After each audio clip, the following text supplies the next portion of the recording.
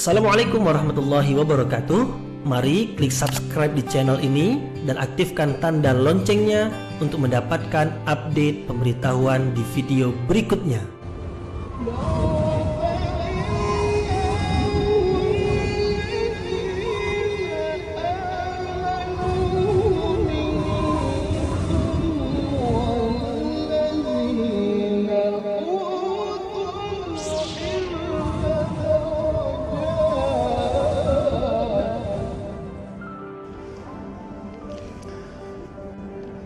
A'udzu billahi minasyaitonir rajim. Bismillahirrahmanirrahim. Assalamualaikum warahmatullahi wabarakatuh. Alhamdulillahirabbil alamin wa bihi nasta'inu ala umurid dunya waddin. Nasta'inuhu wa nastaghfiruh wa na'udzu billahi min syururi anfusina wa min sayyiati a'malina.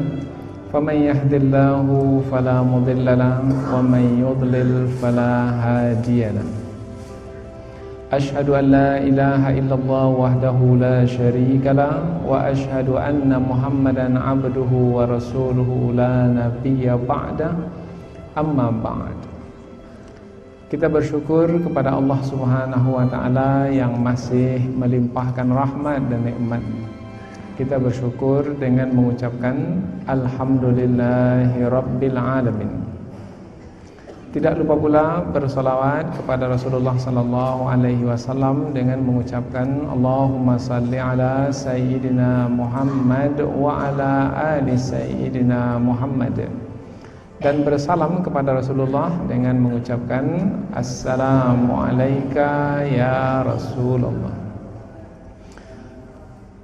Alhamdulillah, pada kesempatan ini kita dapat kembali meneruskan pengajian tafsir ayat-ayat suci Al-Quran, yang pada malam hari ini kita akan teruskan kepada ayat yang ke-10. Ayat yang ke-10 dari surah Al-Baqarah. Sebelum ini kita sudah sampai kepada ayat yang ke-9. Ayat yang ke-10 lanjutan dari ayat yang ke-8 dan ke-9, yaitu yang menerangkan tentang kelompok yang ketiga dari manusia. Kelompok yang pertama orang-orang yang bertakwa, kelompok yang kedua orang-orang yang kafir, dan yang ketiga adalah kelompok orang-orang munafik. Dalam ayat yang ke-10 Allah Subhanahu wa taala berfirman, A'udzu billahi minasyaitonir rajim. Bismillahirrahmanirrahim. Fi qulubihim maradun fazadahumullahu marada wa lahum 'adzabun alimun bima kanu yakdzibun. Fi qulubihim maradun, fi di dalam, qulubihim hati mereka. Mereka yang dimaksudkan adalah orang-orang munafik, karena ayat sebelumnya menerangkan tentang orang-orang munafik. Di dalam hati mereka maradun, penyakit, terdapat penyakit. Fazadahum, maka bertambah kepada mereka itu yang menambah. Fazadahumullah, maka Allah menambah kepada mereka itu marada, penyakit yang lain.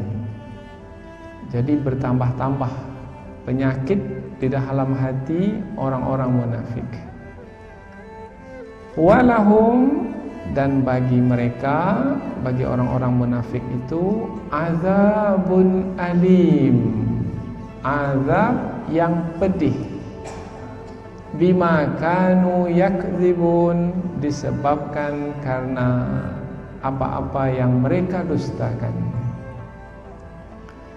Di dalam hati mereka ada penyakit, maka Allah atau lalu Allah menambahkan penyakit yang lain kepada mereka.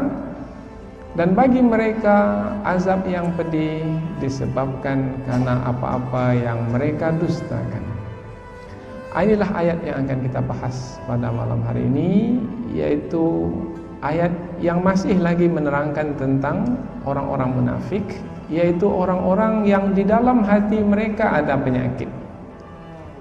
Kemudian penyakit tersebut jangankan dapat dihilangkan, tetapi penyakit tersebut bertambah-tambah. Kemudian di samping di dalam hati mereka ada penyakit, keadaan mereka amatlah sengsara sebab mereka menerima azab, menerima siksaan dari sisi Allah Subhanahu wa taala, yaitu azab yang pedih, yang mereka merasakan kepedihannya. Allah mengazab mereka dengan azab yang pedih disebabkan karena mereka berdusta. Dusta mereka bukan dusta yang kecil, dusta mereka dusta yang besar, seperti yang disebutkan dalam ayat-ayat yang sebelumnya, yaitu dusta mereka adalah mengatakan bahwasanya mereka beriman kepada Allah dan hari akhirat, tetapi sebenarnya mereka tidak beriman. Wa minan nasi may yaqulu amanna billahi wa bil yaumil akhir. Dan dari manusia itu ada yang mengatakan kami beriman kepada Allah dan kepada hari akhirat. Wa ma hum bimu'minin, sesungguhnya mereka bukanlah orang-orang yang beriman. Beriman di mulut saja, menyatakannya kepada orang-orang yang beriman bahwasanya mereka beriman. Kalau dahulu kepada Rasulullah mereka menyatakan yang mereka beriman kepada Rasulullah, tapi sebenarnya mereka tidak beriman karena di dalam hati mereka menyimpan kekufuran. Mereka beriman di mulut, tetapi di dalam hati mereka kufur. Tidak sama apa yang mereka sebut dengan apa yang ada dalam hati. Tidak sama apa yang mereka sebut dengan apa yang ada dalam hati, bermana mereka berdusta. Maka dalam ayat ini mereka disebut sebagai orang-orang yang berdusta, karena lain di mulut, lain di hati. Karena lain di mulut, lain di hati mereka berdusta, maka Allah pun menyiksa mereka dengan azab yang pedih. Inilah ringkasan dari ayat yang ke-10 dari surah Al-Baqarah yang masih lagi menerangkan tentang orang-orang munafik. Baik, sekarang kita akan bahas ayat ini dengan lebih terperinci lagi. Fi qulubihim marad, di dalam hati mereka ada penyakit. Di sini Allah menerangkan tentang apa sebenarnya yang ada dalam hati mereka. Kalau ayat sebelum ini menerangkan tentang perbuatan mereka yang dapat disaksikan oleh mata, tapi kalau yang di dalam hati tak dapat dilihat oleh mata, karena dia tersembunyi di dalam dada sana. Kalau sebelum ini mereka menipu Allah dan menipu orang-orang beriman. Yukhadi'unallah walladzina amanu. Mereka menipu Allah dan menipu orang-orang beriman. Wa ma yakhda'una illa anfusahum wa ma yash'urun. Sebenarnya mereka menipu diri mereka sendiri, tetapi mereka tidak merasakannya. Kalau disebut menipu, ini kaitannya dengan perbuatan yang mereka lakukan. Tapi kalau disebut penyakit di dalam hati, ini kaitan dengan hati, tersembunyi di dalam dada. Nah, yang tersembunyi dalam dada itu tak ada sesiapa di antara manusia yang tahu, karena disembunyikan dalam dada. Tapi meskipun manusia tidak tahu, Rasulullah tak tahu, orang-orang beriman tak tahu, kita pun sekarang ini apa yang disimpan di dalam hati orang-orang munafik itu kita pun tak tahu, tetapi Allah mengetahuinya. Nah, Allah Subhanahu wa taala di dalam ayat ini memberitahukan apa sebenarnya yang ada dalam hati orang-orang munafik itu. Jadi yang ada dalam hati orang munafik itu adalah, kalau sebelum ini kekufuran, tetapi di sini Allah menyebut dengan kata yang lain, yaitu yang ada dalam hati orang munafik itu yang berupa kekufuran itu dengan kata yang baru pula kita jumpa, yaitu penyakit. Sebenarnya kekufuran yang ada dalam hati itu adalah penyakit. fi qulubihim maradun, di dalam hati mereka ada penyakit. Dalam ayat sebelum ini, yang ada dalam hati mereka itu adalah kekufuran. Sebenarnya mereka tidak beriman kepada Allah, tidak juga beriman kepada hari akhirat. Dalam ayat ini Allah menyebutkan dalam hati mereka itu adalah penyakit, maka kekufuran itu adalah penyakit. Dan penyakit yang paling dahsyat di dalam hati adalah kekufuran. Kekufuran penyakit hati. Penyakit hati ini, kekufuran ini akan melahirkan penyakit-penyakit hati yang lainnya. Penyakit hati yang lain, penyakit angkuh, penyakit sombong, penyakit dengki, penyakit apa lagi yang lain. Semua penyakit hati adalah lahir dari kekufuran. Kalau sudah kufur kepada Allah, maka dia akan melahirkan penyakit-penyakit yang banyak sekali. Kalau banyak penyakit, bagaimana hidup ini? Sengsara. Maka orang munafik, karena dalam hatinya ada kekufuran dan itu adalah penyakit, maka kehidupan orang-orang munafik adalah kehidupan yang sengsara. Itulah hakikat yang ingin Allah terangkan kepada kita. Jadi orang munafik adalah orang yang hidupnya tidak akan pernah senang, tidak akan pernah aman, tidak akan pernah damai selama-lamanya. Berhasil tak berhasil mendengki orang, dia pun tak akan sengsara. Berhasil mendengki orang sengsara, tak berhasil mendengki orang pun sengsara juga. Orang munafik tidak akan pernah merasakan kesenangan di dalam hidup. Apa sebab? Sebab penyakit masih lagi bersama dengan mereka. Baru senang kalau penyakit itu diangkat, dihilangkan. Selagi penyakit ada, selagi itu kesengsaraan akan dirasakan. Jadi, apabila Allah menyebut di dalam hati mereka ada penyakit, bermakna mereka adalah orang-orang yang sengsara di dalam hidupnya. Di dalam hati mereka ada penyakit. Biasanya penyakit yang kita fahami ini adalah penyakit di badan. Tetapi di dalam ayat ini Allah menyebutkan penyakit di dalam hati.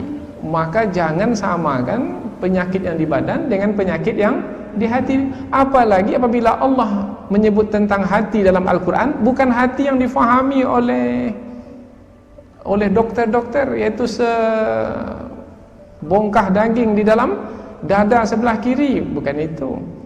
Yang dimasukkan hati di sini adalah unsur yang memiliki perasaan, yang memiliki kefahaman, yang memiliki keyakinan, yang memiliki kepercayaan, kekuatan.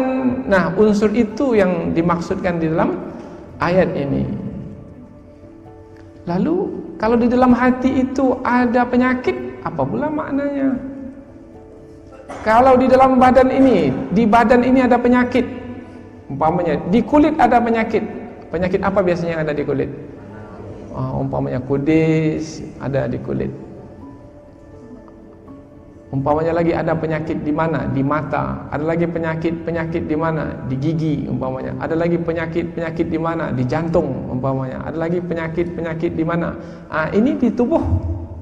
Dan kita bisa sebut penyakit-penyakitnya seperti yang kita ketahui. Ada pula penyakit di hati. Nah, yang di hati yang kita sebutkan tadi, yaitu kekufuran, kemunafikan, keraguan-raguan, kedengkian, dan seterusnya. Sekarang apa makna penyakit? Tadi disebutkan penyakit kulit adalah kudis. Kudis itu penyakit. Apa makna penyakit ini? Penyakit itu melahirkan kesengsaraan. Kalau ada kudis di tangan, sengsara kita. Kalau ada penyakit di gigi, sengsara kita. Ada penyakit di mata, sengsara kita, mendatangkan kesengsaraan. Sekarang penyakit itu sendiri apa? Maka ulama tafsir pun mencari makna kata penyakit ini. Dijumpai ada dua maknanya. Makna pertama dari penyakit, makna yang pertama adalah maknanya ad-du'af, lemah. Itu makna pertama. Jadi penyakit adalah yang melemahkan. Penyakit adalah yang melemahkan. Apabila penyakit itu pada badan, maka badan itu dengan penyakit tersebut akan menjadi lemah. Badan akan menjadi lemah. Ada penyakit kaki di kaki, ada penyakit di kaki, maka kita akan lemah berjalan, tak mampu berjalan lagi.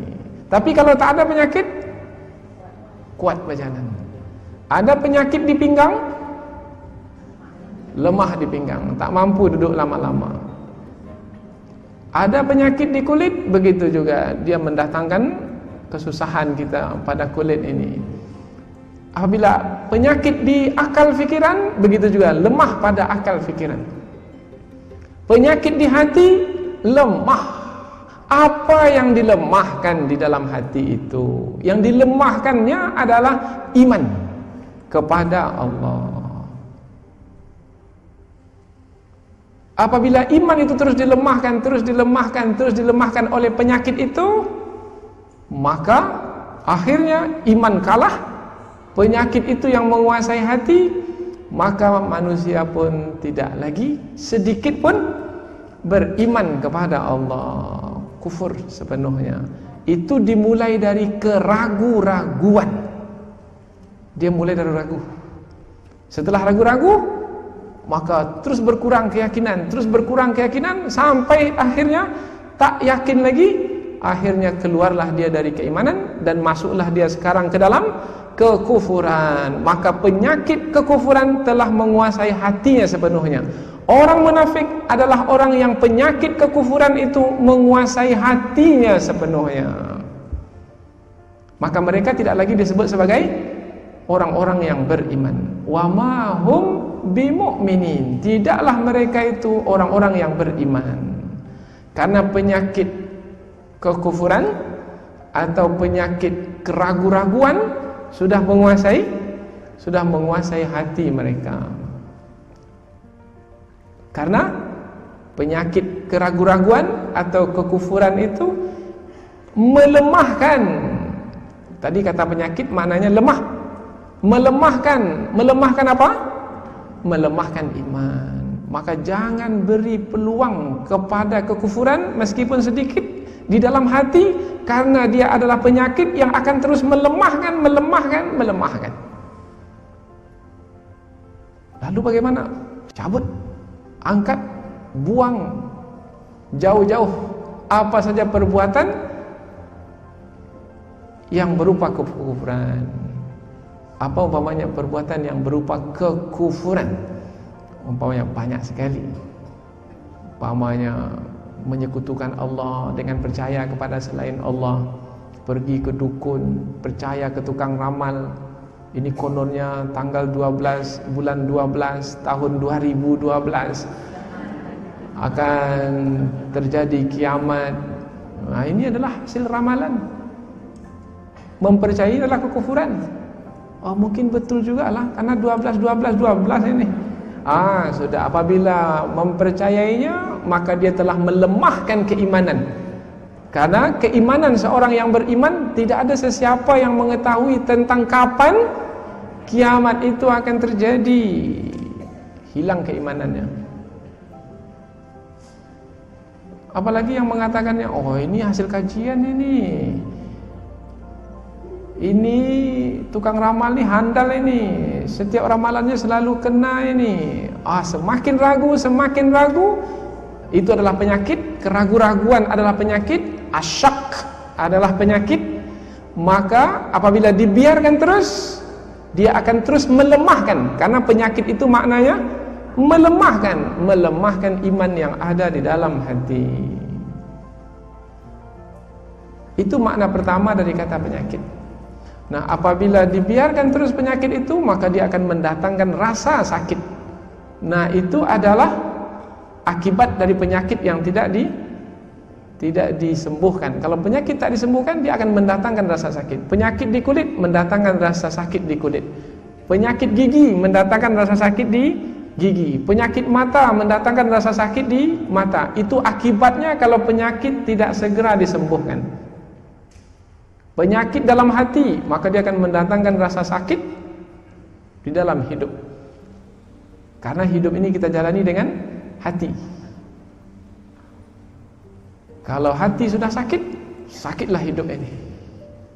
Kalau hati sehat, maka sehatlah hidup ini. Sempurna hidup ini. Itu makna pertama dari penyakit. Makna kedua dari penyakit adalah al-man'u. Al-man'u maknanya adalah halangan. Penyakit disebut penyakit karena dia menghalang. Menghalang apa? Menghalang untuk mendapatkan kesempurnaan. Umpamanya, kalau kita punya penyakit, maka penyakit itulah yang menghalangkan kita untuk mendapatkan kesempurnaan. Umpamanya sakit gigi, maka menghalang kita untuk mendapatkan kesempurnaan dalam makan, mengunyah, minum air pun susah. Jangankan minum air, berbaring tidur pun susah. Orang ngomong kita susah, tak ngomong pun orang kita pun juga susah. Karena gigi ini sudah menghalang kita dari mendapatkan kesempurnaan di dalam hidup. Sempurna bahasa Arabnya sahih. Kalau dibawa ke bahasa kitanya, sahih itu maknanya sehat. Maka lawan penyakit itu adalah sehat. Orang yang sehat, orang yang tak punya penyakit. Orang yang sakit adalah orang yang tidak sehat karena dia punya penyakit. Orang yang sakit karena dia punya penyakit, itulah yang menghalangnya dari sempurna, dari sehat. Sehat itu maknanya sempurna. Jadi penyakit disebut penyakit karena dia penghalang. Jadi apabila di dalam hati orang munafik itu ada penyakit, bermakna di dalam hati orang munafik itu ada penghalang untuk mendapatkan kesempurnaan di dalam hidup. Jadi hidup siapa yang sempurna? Hidup orang-orang yang bertakwa, orang-orang yang beriman. Orang-orang kafir tidak memiliki hidup yang sempurna. Orang-orang munafik tidak memiliki hidup yang sempurna. Jadi ketika disebut kata penyakit di sini dalam ayat yang kita tafsirkan ini menerangkan bahwasanya yang sempurna dari manusia adalah kelompok pertama. Tapi kelompok kedua, kelompok ketiga bukanlah orang-orang yang sempurna karena dalam hati mereka ada penyakit. Penyakit itu maknanya penghalang, menghalangi mereka dari mendapatkan kesempurnaan di dalam hidup. Lalu kalau badan kita sakit, bagaimana supaya kita dapat kesempurnaan dalam hidup? Pergi ke dokter, makan obat untuk menghilangkan penyakit. Begitu juga apabila di dalam hati ada penyakit kekufuran, maka berimanlah kepada Allah, karena iman itu nanti yang akan mengangkat penyakit kekufuran itu. Ada penyakit ragu-ragu, maka yakinlah kepada Allah. Bagaimana supaya yakin? Dapatkan ilmu, karena ilmu itu nanti yang akan melahirkan keyakinan. Karena biasanya orang yang tak yakin ini orang yang tak punya ilmu cukup. Apabila tak punya ilmu cukup, maka dia pun akan ragu-ragu. Tapi kalau punya ilmu cukup, maka dia akan yakin-yakin di dalam hidup. Apabila punya penyakit ragu-ragu, tambah terus ilmu supaya yakin. Apabila yakin, maka hilanglah penyakit ragu-ragu. Jangan biarkan penyakit terus ada di dalam hati. Angkat, cabut. Dan kita tambah ayat ini, fi qulubihim maradun fazadahumullahu marada. Lalu Allah menambahkan kepada mereka penyakit yang lain lagi. Apa pula maksud ayat ini? Bertambah-tambah penyakit di dalam hati mereka. Mengapa bertambah-tambah? Mengapa bertambah-tambah?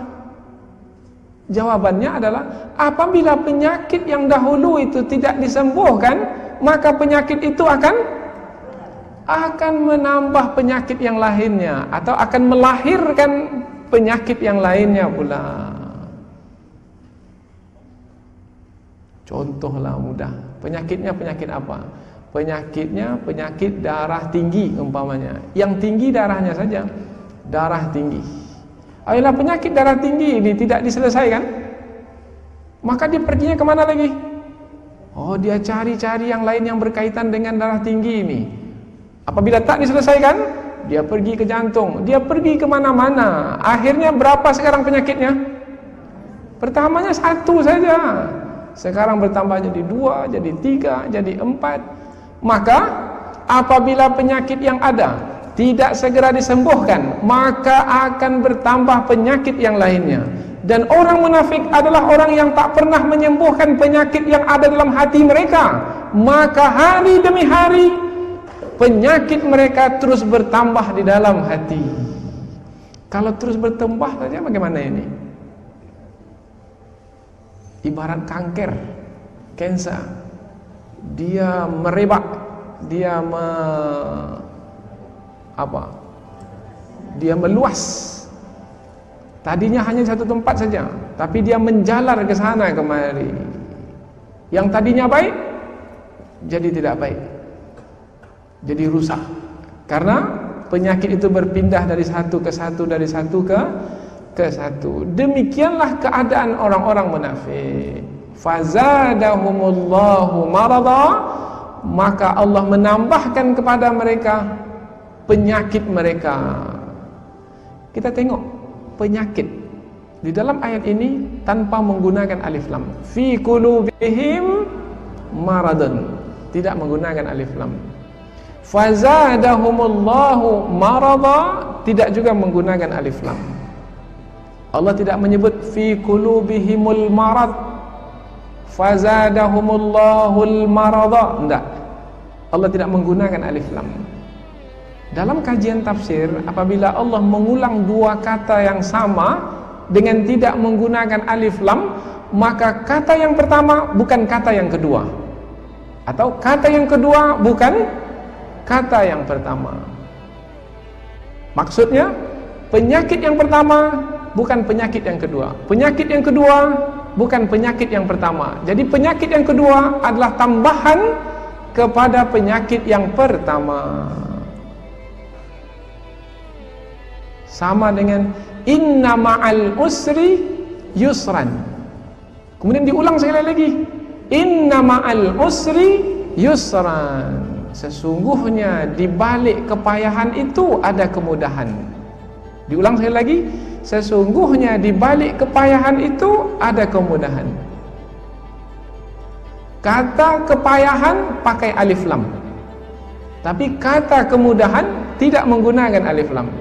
Coba tengok, inna ma'al usri, Allah tidak menyebut inna ma'a usrin, tidak, tapi inna ma'al usri. Yusran tidak menggunakan alif lam. Allah tidak menyebut inna ma'al usri al-yus, tidak menggunakan alif lam. Jadi untuk kepayahan Allah pakai alif lam, untuk kemudahan Allah tidak pakai alif lam. Lalu apa maknanya? Sesungguhnya di balik kepayahan ada kemudahan, dan di balik kepayahan ada kemudahan. Bermakna kepayahan yang pertama adalah sama dengan kepayahan yang kedua, tetapi kemudahan yang pertama bukan kemudahan yang kedua. Jadi kepayahan itu satu saja, kemudahan itu ada 2. Jadi dalam hidup ini lebih banyak mudah lagi daripada payah. Payah itu 1 sebenarnya, dan yang mudah itu 2. Memang ada kepayahan dalam hidup, tetapi apabila dibandingkan dengan kemudahan 1:2. Jadi kalau 1:2, sebenarnya tidak ada alasan untuk senantiasa susah, payah, tidak. Apa sebab? Sebab Allah telah menyediakan kemudahan yang lebih banyak untuk menyelesaikan kepayahan yang sedikit. Kalau merasa payah saja karena tak pernah dapat yang mudah, karena yang diambil itu yang susah saja, ambil juga lah yang mudah. Bagaimana untuk mengambil yang mudah ini? Untuk mengambil yang mudah ini bersamalah dengan Allah, karena Allah lah yang memudahkan yang susah itu dengan kemudahan dari sisinya. Maka dalam doa kita selalu mengatakan, ya Allah, mudahkanlah yang susah itu. Sesungguhnya engkaulah yang memudahkan yang susah itu, sehingga yang susah itu menjadi mudah. Allahumma yassirna wa la tu'assir alaina, fa inna kulla asirin alaika yasir. Ini doa tentang susah dan mudah ini. Ya Allah, mudahkanlah yang susah, karena hamba ini menjalani ini susah sekali lah ini ya Allah. Tetapi ya Allah, engkaulah yang memudahkan yang susah itu. Dan apabila engkau memudahkan yang susah, tak ada lagi yang susah, semua menjadi mudah. Berperang pun, menyambung nyawa pun mudah. Orang melihat menyambung nyawa ini susah ini, karena nanti akan mati, nanti akan ditawan nanti. Tapi bagi orang-orang tertentu, karena Allah telah memudahkan baginya jalan untuk berjuang di jalannya, maka jadi mudah saja. Tapi apabila Allah tak mudahkan, maka yang mudah itu pun menjadi susah. Contoh mudah lah, supaya jangan susah-susah memahaminya. Ada orang yang dimudahkan yang susah itu, rumahnya jauh di Marpoyan sana, jauh dari Masjid Agung ini. Tapi karena Allah mudahkan, sampai dia ke sini. Ada orang yang rumahnya dekat Masjid Agung ini, berseberangan saja dengan Masjid Agung ini, langkah kaki 2-3 langkah sampai, tapi tak sampai-sampai. Apa sebab? Sebab karena dia tidak bersama dengan Allah yang memudahkan yang susah, maka yang mudah pun menjadi susah. Nah, orang-orang munafik adalah orang-orang yang dalam hatinya ada penyakit kesusahan, bertambah-tambah kesusahan itu sebab tak bersama dengan Allah. Karena mereka adalah orang-orang yang kufur, menutupi keberadaan Allah. Karena dahulu telah kita terangkan, makna kufur adalah menutupi keberadaan Allah. Yang mereka nampak adalah diri mereka saja. Allah yang memerintah, mereka abaikan. Perintah Allah diabaikan. Larangan Allah tidak dipedulikan. Mereka ini adalah orang-orang yang kufur, orang-orang yang menutupi keberadaan Allah. Fi qulubihim maradun fazadahumullahu marada. Karena kata marada, marad dalam ayat ini diulang 2 kali, tidak menggunakan alif lam, maka penyakit yang ada dalam hati orang-orang munafik hari demi hari akan bertambah dan tidak akan pernah berkurang. Sengsara jadi orang munafik. Nampaknya saja senang, tetapi sebenarnya kehidupannya, hakikat dari hidupnya itu adalah sengsara. Orang munafik ini nampak senang hidupnya, karena dengan kemunafikannya mungkin dia dapat kepentingan dari kemunafikannya itu. Kalau berkumpul dengan orang beriman, nampak seperti orang beriman, tapi sebenarnya berkumpul di sini sebagai mata-mata saja. Nanti dia akan berikan laporan nanti kepada orang yang mengarahkannya datang ke kumpulan orang-orang beriman itu, karena ada kepentingan yang ingin dia dapatkan. Nanti akan disebutkan di dalam ayat yang berikutnya. Wa idza laqul ladzina amanu qalu amanna. Apabila mereka bertemu dengan orang-orang beriman, mereka mengatakan amanna, kami juga beriman. Wa idza khalau ila syayatinihim, ketika mereka kembali ke syaitan-syaitan mereka, Allah gunakan kata syaitan di sini.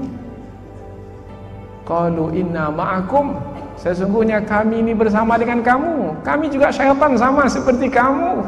Innama nahnu mustahzi'un, sesungguhnya kami adalah orang-orang yang memperolok-olokkan orang-orang beriman itu. Allahu yastahzi'u bihim wa yamudduhum fi tughyanihim ya'mahun. Allah yang akan membalas olok-olok mereka itu, dan Allah biarkan mereka senantiasa dalam rancangan jahat mereka itu, dalam kesesatan mereka itu, sampai waktu yang ditentukan. Bukan selama-lamanya, tidak.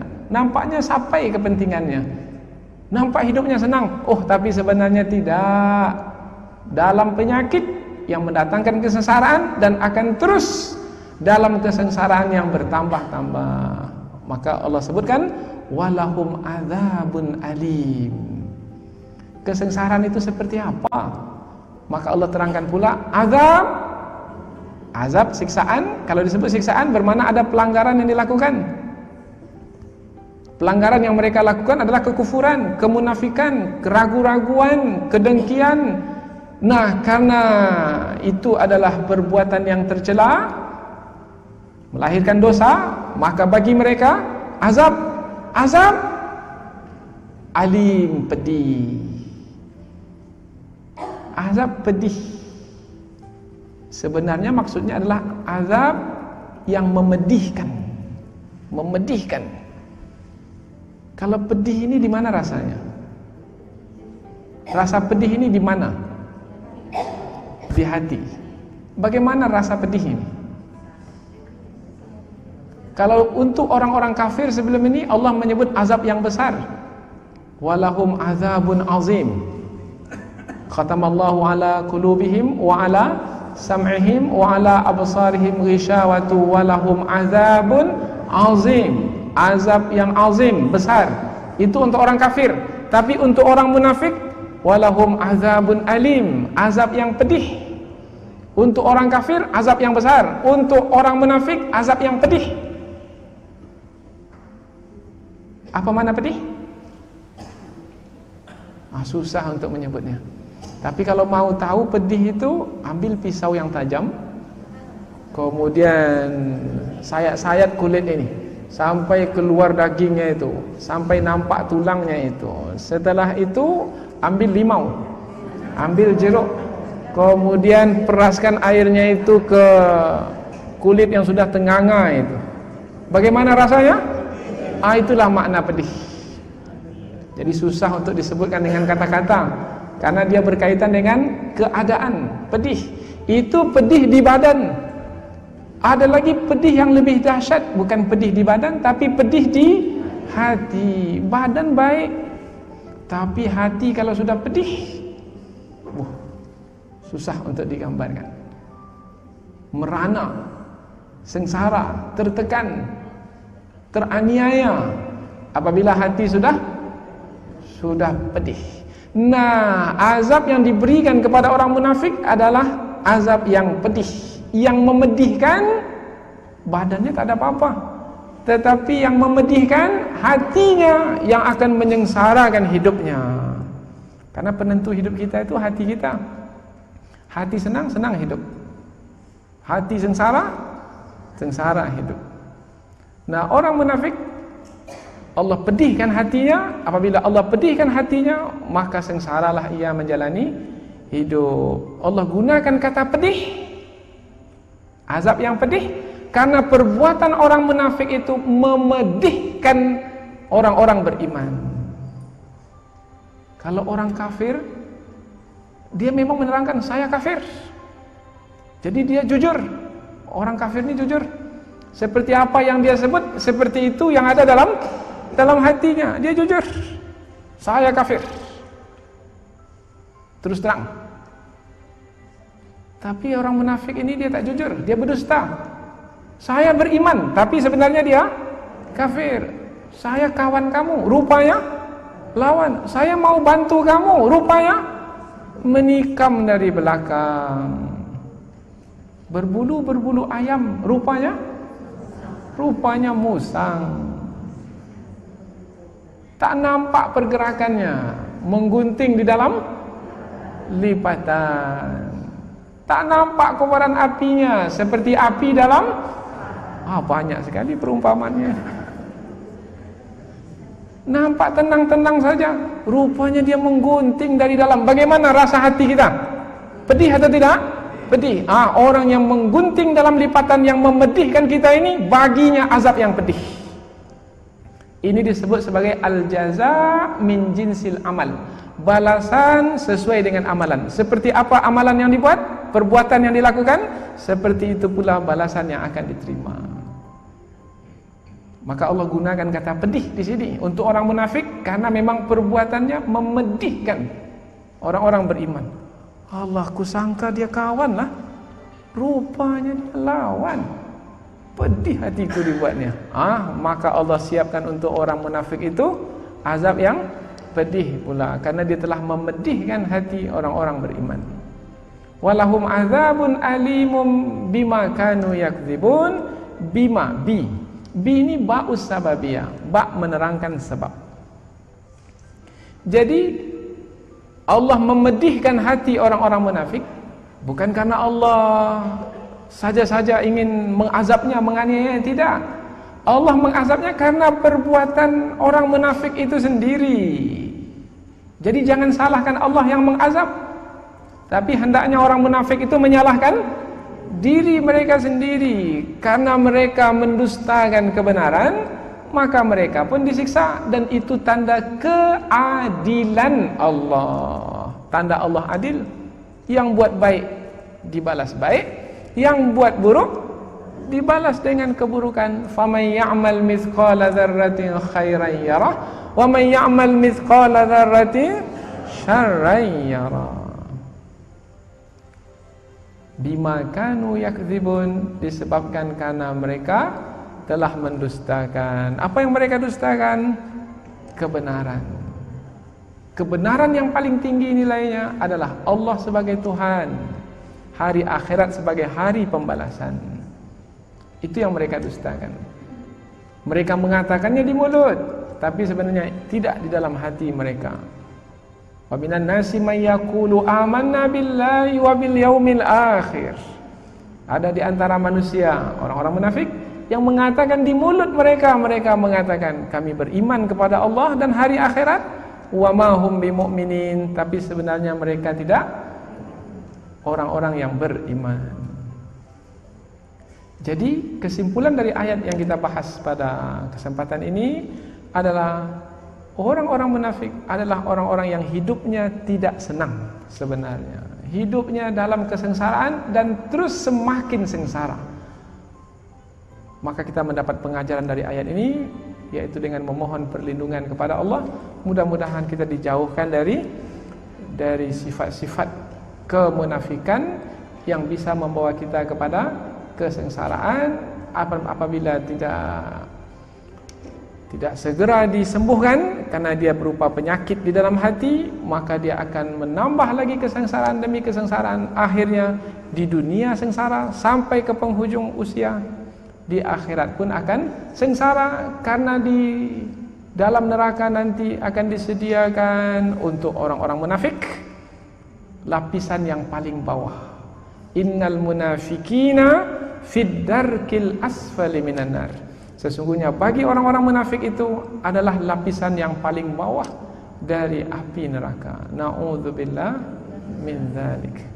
Mudah-mudahan apa yang kita pelajari ini ada manfaatnya insyaallah. Subhanakallahumma wa bihamdika asyhadu an la ilaha illa anta wa astaghfiruka wa atubu ilaik. Wassalamualaikum warahmatullahi wabarakatuh.